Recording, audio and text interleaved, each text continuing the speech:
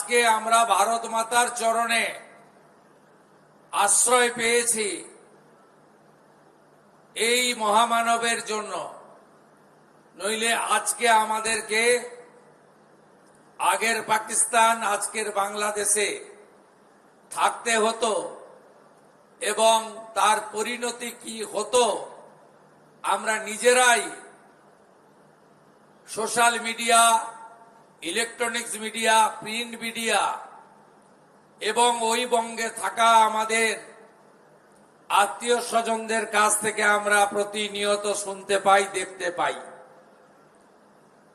তাই আমরা পশ্চিমবঙ্গের নতুন প্রজন্মকে, আগামী প্রজন্মকে একটা কথাই জানাতে চাই যে 1947-এর 20 জুন এই পশ্চিমবঙ্গকে ভারতভুক্তি যিনি করিয়েছিলেন, পশ্চিমবঙ্গের তৈরির অতীত ইতিহাস বর্তমান প্রজন্ম এবং আগামী প্রজন্মের জানা দরকার। আপনারা বিশ্বাস ভরসা রাখতে পারেন এই সরকার পরিচালিত হবে ডক্টর শ্যামাপ্রসাদ মুখার্জির বিচারধারার উপরে।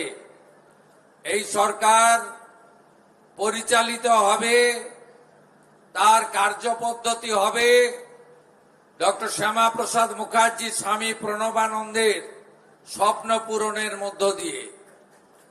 আমরা জানি 34 বছরের কমিউনিস্ট, 15 বছরের তৃণমূল, তারা ডক্টর শ্যামাপ্রসাদ মুখার্জির আত্মত্যাগ অবদানকে ভুলিয়ে রেখেছিল।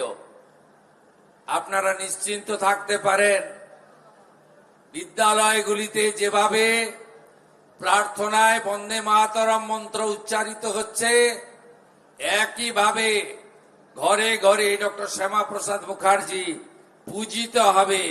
এটাই আমাদের লক্ষ্য এবং স্বপ্ন।